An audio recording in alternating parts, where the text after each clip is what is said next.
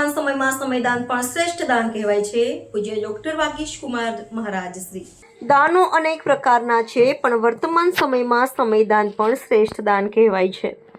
પૂજ્ય ડોક્ટર વાગીશ કુમારજી મહારાજ શ્રી શહેરના પૂર્વ વિસ્તારના વૈષ્ણવોના હબ વ્રજ સમાન આસ્થા તીર્થ સુખધામ હવેલીના કમલ ચોકમાં સેવાભાવી કાર્યકરોનું સ્નેહ મિલન અને વિશિષ્ટ બહુમાન કરાયું. પૂજ્ય ડોક્ટર વાગીશ કુમારજી મહારાજ શ્રીએ જણાવ્યું કે દુઃખમાંથી વ્યક્તિ બહાર નીકળે તે પણ એક આનંદનો અનુભવ થાય, માટે તમામ આનંદ મેળવવા માટે જીવનને સ્નેહ સેવા સમર્પણ દ્વારા નિષ્ઠાથી કામ કરશો તો ચોક્કસ સફળતા મળશે. निष्फलता है सफलता श्रेष्ठ चावी है. प्रभु तेरी कृपा से सब काम हो रहा है, करते हो तुम कन्हैया हम सभी का काम हो रहा है. એમ પ્રભુની કૃપા વગર કોઈ પણ કાર્ય થતું નથી અને પ્રભુ શ્રી દ્વારકાધીશની આપણા ઉપર વિશેષ કૃપા વરસી રહી છે અને આપણે સુંદર કાર્ય કરી રહ્યા છીએ તેનું ઉત્તમ ઉદાહરણ છે.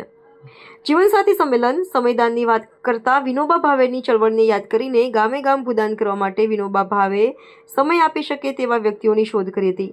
આમ સમયદાન પણ શ્રેષ્ઠ દાન કહેવાય અંગે શક્તિ કર્યું કે સંગઠન કાર્ય સાધક હોય છે. મતભેદ હોય, મનભેદ ન રાખતા એકબીજાના માળાના મણકાની જેમ કામ કરીશું તો દુનિયાની કોઈ તાકાત કામને અટકાવી નહીં શકે.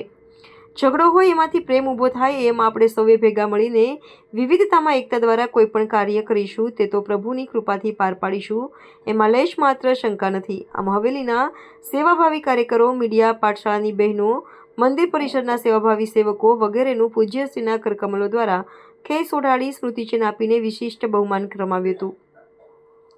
કાર્યકરો પણ કોઈ પણ હોદ્દાની આશા અપેક્ષા રાખ્યા વગર એક જૂથ થઈને કામ કરી રહ્યા છે. જીવનસાથી પસંદગી સંમેલનનું શ્રેષ્ઠ ઉદાહરણ જોવા મળ્યું. તમામ કાર્યકરોને શુભમ ભવતુ કલ્યાણસ્તુ એમ તમામ સેવાભાવી કાર્યકરોને આશીર્વાદ પાઠવ્યા હતા. કાર્યક્રમની શુભ શરૂઆત પાઠશાળાની બહેનો મંગલાચરણ દ્વારા કરી હતી.